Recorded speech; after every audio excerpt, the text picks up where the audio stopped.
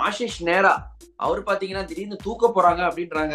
அவர் பாட்டுக்கு பாவம் தொப்பி திருப்பி போட்டு இளநீர் குடிச்சுன்னு பவுண்டரி நிப்பாருங்க. அவரை போய் எதுக்கு மாத்துறீங்க? நல்ல கோச் தான் அவரு. நான் பர்சனலா விஜய் சங்கர், சாய் சுதர்ஷன் இவங்களோட பேசும்போது அவங்க சொன்னாங்க ரொம்ப நல்லா ஹேண்டில் பண்றாருன்னா, அவர் ரொம்ப நம்மளுக்கு நல்ல சுதந்திரம் கொடுக்குறாரு. இங்க இருந்து போயிட்டாருன்னா வேற எங்கேயாவது போவாரா? டெல்லி கேபிட்டல்ஸுக்கு கோச் இல்ல, ஆஷிஷ் நேரா டெல்லி பாய்.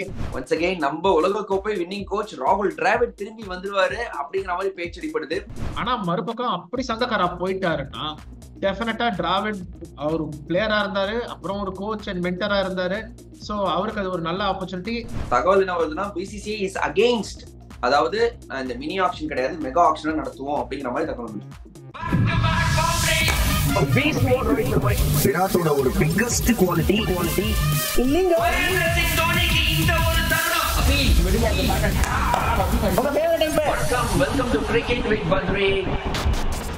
வணக்கம், welcome to cricket with Badri மற்றும் ஒரு episode of cric debate. As usual நம்ம சேனல்ல 360 டிகிரி கவரேஜ் கிரிக்கெட் உலகில் என்ன நடக்குது எல்லாம் உங்களுக்கு நாங்க கொண்டு வந்துட்டே இருப்போம். கூட கெஸ்ட் பிரேதம் இருக்காரு. வணக்கம் வணக்கம் பிரேதம். ஹாய் பத்ரி, எப்படி இருக்கீங்க? All well, good, going on. ஏதாவது நியூஸ் வந்துனே இருக்குது, நம்ம அதை கவர் பண்ணி ஆகணும். இப்போதைக்கு பாத்தீங்கன்னா ஐபிஎல் கோச்சஸ் இதுதான் ஒரு ஹாட் டாபிக்கா போயிட்டு இருக்கு பிரேதம். ஆஷிஷ் நேரா அவர் பாத்தீங்கன்னா திடீர்னு தூக்க போறாங்க அப்படின்றாங்க. எனக்கு பாவமா இருக்கு, எனக்கு ரொம்ப பிடிச்சவரு, எனக்கு ஒரு நல்ல நண்பர் கூட. என்னங்க ஒரு டிராஃபி ஜெயிச்சிருக்காரு குஜராத் டைட்டன்ஸோட, வந்த உடனே ஒரு டிராஃபி ஜெயிச்சாரு. செகண்ட் இதுல ஒரு பால்ல லாஸ்ட் பால்ல சிஎஸ்கே ஓட தோத்தாங்க. முகமது ஷமி, ஹார்திக் பாண்டியா போயிட்டாங்க. அதுக்கு அவரு என்னங்க பண்ணுவாரு, அவரோட இது பண்ணாரு. பட் ஏதோ அவர் என்ன விஷயம்னு தெரியல எக்ஸாக்டா.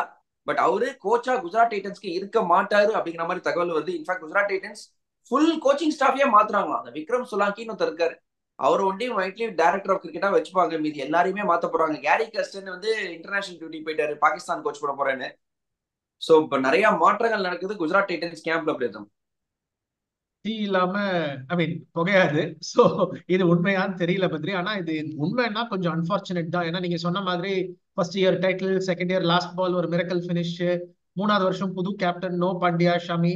அண்ட் எனக்கு தெரிஞ்ச ஆதிஷ் நேரோட பேர் white ball coach for India டீமுக்கு கூட அடிபட்டது பேரு ஒரு 6 மாசம் முன்னாடி. சோ அவர் நல்லா தான் பெர்ஃபார்ம் பண்ணிருக்காரு. ஆனா இப்போ ஒரு சிவிசி வெஞ்சர்ஸ் நினைக்கிறேன் அந்த டீம், ஒரு CVC capital if I'm not mistaken, அவங்க தான் கரண்ட் ஓனர்ஸ். அவங்க ஸ்டேக்கை வித்துற போறாங்களாம். விற்கிறது கரெக்ட். ஆனா புது ஓனர்ஷிப் வந்த போது அவங்க மாத்தணும் தான் ட்ரை பண்ணுவாங்க. ஆனா நீங்க எல்லாத்தையும் மாத்தினீங்கன்னா பிளேயர்ஸ் கஷ்டங்க. ஏன்னா ஒரு கோச்சிங் ஸ்டாஃப் அந்த ஸ்டைல்ல டீமை மோல்ட் பண்ணிருப்பாங்க. அந்த பிளேயர்ஸ் ஒரு ரிலேஷன்ஷிப் இருக்கும். ஒரு ஷாமி ஆட்டம், ஒரு சுப்மன் கில் ஆட்டம், ஒரு சாய் சுதர்ஷன் ஆட்டம், கோச்சோட பிளேயர்ஸோட பேட்சிங் கோச்சோட. சோ எதுக்கு மாத்துறாங்கன்னு புரியல. இதுக்குள்ள வேற ஏதாவது விஷயம் இருக்கான்னு எனக்கு தெரியல. அவர் பாட்டுக்கு பாவம் தொப்பி திருப்பி போட்டு இளநீர் குடிச்சுன்னு பவுண்டரி நிப்பாருங்க. அவரை போய் எதுக்கு மாத்துறீங்க? நல்ல கோச் தான் அவரு. பட் இப்போ இன்னொன்னு கேக்குறேன் பாத்திரி உங்களை, ஆஷிஷ் நேரா இங்க இருந்து போயிட்டாருன்னா வேற எங்கேயாவது போவாரா? டெல்லி கேபிட்டல்ஸுக்கு கோச் இல்ல, ஆஷிஷ் நேரா டெல்லி பாய். வேற போகிறதுக்கு வாய்ப்பு இருக்குன்னு நினைக்கிறீங்களா? மார்க்கெட்ல அவைலபிள்ங்க, அவ்வளவுதான். டிமாண்ட் சப்ளை தான், எல்லாமே அப்படிதான். எல்லாமே வாழ்க்கையே அப்படிதானுங்க. கோச்ல இருந்து சரி, ஒரு வேலை வாய்ப்புல இருந்து சரி, எல்லாமே ஒரு டிமாண்ட் சப்ளை. எனக்கு தெரிஞ்சு ஆஷிஷ் நேரா ரொம்ப நல்லா பண்ணிருக்காரு அப்படின்னு தான் நினைக்கிறேன். ரொம்ப நல்ல மேனேஜ்மெண்ட். ஏன்னா நான் பர்சனலா விஜய் சங்கர், சாய் சுதர்ஷன் இவங்களோட பேசும்போது அவங்க சொன்னாங்க ரொம்ப நல்லா ஹேண்டில் பண்றாருன்னா, அவர் ரொம்ப எங்களுக்கு நல்ல சுதந்திரம் கொடுக்குறாரு, எங்களுக்கு கேம் போய் ஃப்ரீயா விளையாட முடியுது அப்படிங்கிற மாதிரி ஒரு சுதந்திரம் கொடுக்குறாரு அப்படிங்கிற மாதிரி சொன்னாங்க. சோ இதெல்லாம் நல்ல விஷயம் தான். நான் கொஞ்சம் டெஃபினெட்லி ஷாக்டுன்னு கூட சொல்லுவேன். ஏன்னா நல்லா பண்ணிருக்காரு. மேனேஜ்மெண்ட் மாறலாம், என்ன மாறலாம், ஆனா கோச் இந்த கேப்டன் ரிலேஷன்ஷிப், பிளேயர் ரிலேஷன்ஷிப் ரொம்ப நல்லா இருக்கு, இவர் நல்லா பண்ணிருக்காரு அப்படிங்கும்போது சர்ப்ரைசிங்கா தான் இருக்கு. இன்னொரு ஒரு நல்ல தகவல் என்ன வருதுன்னா, சங்கக்காரா ராஜஸ்தான் ராயல்ஸ் அவருக்கு கோச்சா இருந்திருக்காரு. இது மட்டும் ஒன்ஸ் அகைன் நம்ம உலக கோப்பை வின்னிங் கோச் ராகுல் டிராவிட் திரும்பி வந்துருவாரு அப்படிங்கிற மாதிரி பேச்சு அடிப்படுது. இதுக்கு காரணம் என்னன்னா, சங்கக்காரா இங்கிலாந்து கிரிக்கெட் போர்டு இசிபியோட ஒயிட் பால் கோச்சா வரதுக்கான வாய்ப்பு இருக்கு அப்படின்னு சொல்றாங்க. So straightaway Dravid already Rajasthan ராயல்ஸ்ல இருந்திருக்காரு. இதுவும் ஒரு ஒரு தகவல் வந்துட்டு இருக்கு பிரேதம். சங்கக்காரா அண்ட் அந்த Rob Key who's managing director of ECB ரொம்ப க்ளோஸ். ஸோ இந்த மாதிரி ஒரு பொட்டன்ஷியல் ஆப்பர்ச்சுனிட்டி இருக்கு. அவரை தோல்ல தட்டியா என்ன பண்ணி வரியான்னு கேட்டிருக்காருன்னு படிச்சேன் எங்கேயோ. அண்ட் இது நல்ல ஃபிட்டாவும் இருக்கலாம் சங்கக்காராக்கு. ஏன்னா ஜாஸ் பட்லர் தான் கேப்டன். ஜாஸ் பட்லர் ஆர்ஆர்ல ஒரு பெரிய player. Sangakkara Jos Buttler relationship இருக்கு. அண்ட் சங்கக்காராக்கும் maybe it is a time for a change. ஏன்னா எனக்கு தெரிஞ்சு பத்தி நீங்க ஒத்துப்பீங்களா இல்ல ஒத்துக்க மாட்டீங்களான்னு எனக்கு தெரியல. சங்கக்காரா அண்டர் அச்சீவ் தான் பண்ணார். ராஜஸ்தான் ராயல்ஸ் கோச்சா அந்த டீம் வச்சுன்னு 8-0 8-1 இருந்துட்டு தட்டு மாதிரி தான் இந்த வருஷம் பிளே ஆஃப்ஸ் போனாங்க. போன வருஷம் போக கூட இல்லை. ஐ திங்க் கொஞ்சம் அண்டர் அச்சீவ் பண்ணியிருக்காரு சங்கக்காரா. ஸோ ஒரு change of scene maybe the right இது அவருக்கு. ஆனா மறுபக்கம் அப்படி சங்கக்காரா போயிட்டாருன்னா டெஃபினட்டா டிராவிட் அவர் பிளேயரா இருந்தாரு, அப்புறம் ஒரு கோச் அண்ட் மென்டரா இருந்தாரு. ஸோ அவருக்கு அது ஒரு நல்ல opportunity if he wants to come back. ஏன்னா இப்போ ரைட் ஒரு ஹாட்டஸ்ட் ப்ராப்பர்ட்டி ராகுல் டிராவிட் தான். ஐ திங்க் டவுட்டே இல்ல. உலகக்கோப்பை வின்னிங் கோச்சுங்க ராஜஸ்தான் ராயல்ஸ். ராகுல் டிராவிட் இது ஒரு காதல் கதை, ரொம்ப நல்லா இருந்திருக்கு. அந்த ரிலேஷன்ஷிப் நல்லா இருந்திருக்கு. ஸோ ப்ராபப்ளி இவர் வந்தாருன்னா ரொம்பவுமே நல்லா இருக்கும் ராஜஸ்தான் ராயல்ஸ்க்கு. பட் இன்னொரு ஒரு நியூஸும் வந்துட்டு இருக்கு, இதை பத்தி நம்ம பேசியே ஆகணும் பிரேத்தம். பிசிசிஐட்ட நிறைய பிரான்ச்சைசி நம்ம சொன்னோம் போன வீடியோல, ஏன்பா மெகா ஆக்ஷனே வேணாம் அப்படிங்கிற மாதிரி பிரான்ச்சைசி சொல்லியிருந்தாங்க. பார் அதெல்லாம் முடியாது, என்ன ஓவரா ஆசைப்படுற அப்படிங்கிற மாதிரி பிசிசிஐ சொல்லி பாருங்க 6 பேர் கொடுக்குறோம், ரைட் டு மேட்ச் கொடுக்குறோம், நீங்க அந்த மெகா ஆக்ஷன் ஸ்கிராப் பண்ணலாம் அந்த மாதிரி அதாவது சொல்லல. பட் இந்த மாதிரி பேச்சுகள் வருது. மெகா ஆக்ஷன் மோஸ்ட்லி நடக்கும்.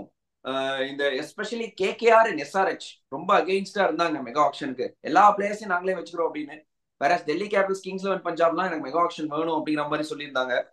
ஸோ தகவல் என்ன வருதுன்னா பிசிசிஐ இஸ் அகெயின்ஸ்ட், அதாவது இந்த மினி ஆக்ஷன் கிடையாது, மெகா ஆக்ஷனா நடத்துவோம் அப்படிங்கிற மாதிரி தகவல் வந்து. பிசிசிஐ யூஸ்வலா எடுத்தோமா கௌத்தமா தான் செய்வாங்க. பட் ஐபிஎல் அப்படி செய்ய முடியாது. ஏன்னா பிரான்ச்சைசஸ் ஓனர்ஸ் இருக்காங்க. ஸோ அவங்க டீம் அது. ஸோ அவங்க டீமுக்கு எது நல்லதோ அவங்க தான் பேசுவாங்க. அது பிசிசிஐ அந்த எல்லாரோட ஒப்பீனியனையும் கேட்டு தான் ஆகணும். அப்புறம் ஒரு ஐபிஎல் கவர்னிங் கவுன்சில்னு ஒன்று இருக்கு, அங்க போய் முடிவு எடுப்பாங்கன்னு நினைக்கிறேன். பட் பிரான்ச்சைசஸ் கொஞ்சம் ரீசனபிளா இருக்கணும். பிகாஸ் நீங்க ஒரு ப்ராடக்ட் போடுறீங்கன்னா 2 டீம் காம்படிட்டிவா இருந்தா இயர் ஆன் இயர் உங்களுக்கு இப்ப பிரச்சனை ஆகும் பத்ரி. 10 டீம் இருந்ததுன்னா ஒரு அட்லீஸ்ட் ஒரு 6 டீம் 7 டீம் காம்படிட்டிவா இருக்கணும். அந்த சைக்கிள் மாறணும். வேற ஏதாவது டீம் காம்படிட்டிவா இருக்கணும். ஒரே டீம் ஜெயிச்சுட்டே இருந்தா ரொம்ப ரொம்ப கஷ்டம். சோ பிரான்ச்சைஸ் கேட்கறதுக்காக தான் நீங்க கொடுங்க, ஒரு 5 ரிட்டன்ஷன் கொடுங்க, ஒரு ரைட் டு மேட்ச் கொடுங்க. அந்த மாதிரி ஒரு 6 பீப்புள் லாக் பண்ணிக்கங்க, தப்பே கிடையாது. பாக்கி ஸ்குவாட நீங்க ரிலீஸ் பண்ணா மத்த பிரான்ச்சைசிஸும் இது பண்ணுவாங்க. பட் ஒரு காம்ப்ரமைஸ் வருமானு தெரியல.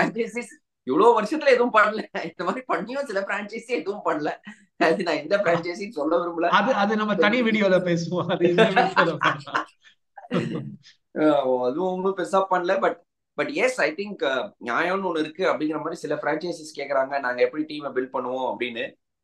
பட் எஸ் நாங்க கஷ்டப்பட்டு பில்ட் பண்ணி வச்சிருக்கோம், அதை ஏன் உடைக்கிறீங்க அப்படின்னு வந்து சில அது சொல்றது கரெக்ட். பத்தி நான் என்ன சொல்றேன், நீங்க 2 வருஷத்துக்கு ஒரு வாட்டி ஆக்ஷன் வைக்காதீங்க. மினி அது புது பேர் கொடுக்காதீங்க. Mini action, transfer window, mega action என்னென்னமோ கொடுத்து நீங்க பேசிக்கலி பிளேயர்ஸை மாத்துறீங்க.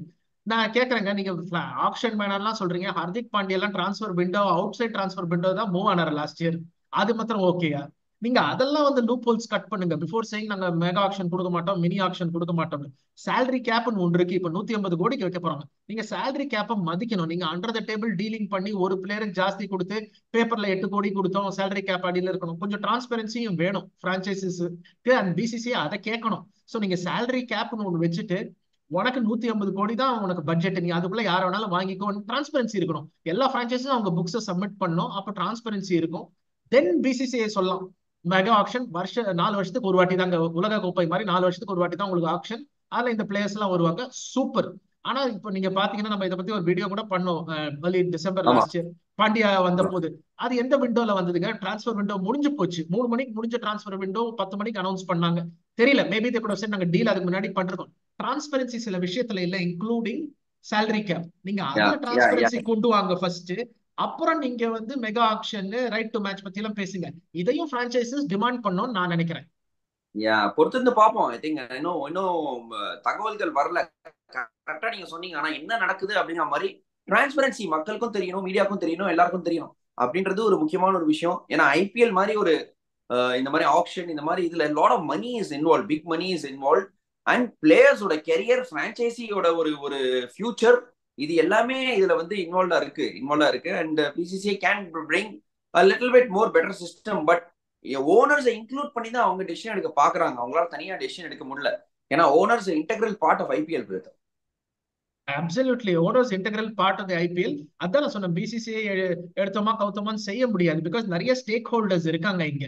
ஏன்னா குஜராத் டைட்டன்ஸ் ஒரு பிரான்ச்சைஸ், சிஎஸ்கே ஒரு பிரான்ச்சைஸ், ஆர்சிபி ஒரு பிரான்ச்சைஸ், எல்லாம் டிஃபரெண்ட் ஓனர்ஸ், டிஃபரெண்ட் பெர்ஸ்பெக்டிவ்ஸ். நீங்க எல்லார் பேச்சும் கேட்கணும். நான் தான் டிசைட் பண்ணுவேன், நான் வந்து பிரஸ் கான்ஃபரன்ஸ் வைக்க மாட்டேன், இந்த ஜேர்னலிஸ்ட பேன் பண்ணுவேன், பிசிசிஐ பண்ற மாதிரி இந்த விஷயத்துல பண்ண முடியாது ஐபிஎல்ல. பிகாஸ் இது ஒரு பெரிய பெரிய ப்ராடக்ட்.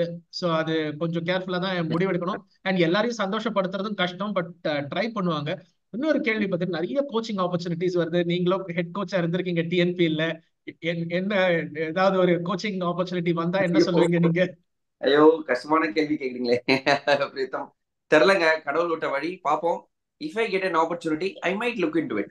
பட் இப்போதைக்கு ஐ மீன் ஹாப்பி ஸ்பேஸ், அவ்வளவுதான் நான் சொல்ல விரும்புறேன். சூப்பர். பட் கடவுள் விட்ட வழி நல்லா இருந்ததுன்னா அந்த வழியை நம்ம எடுக்க வேண்டியதானங்க.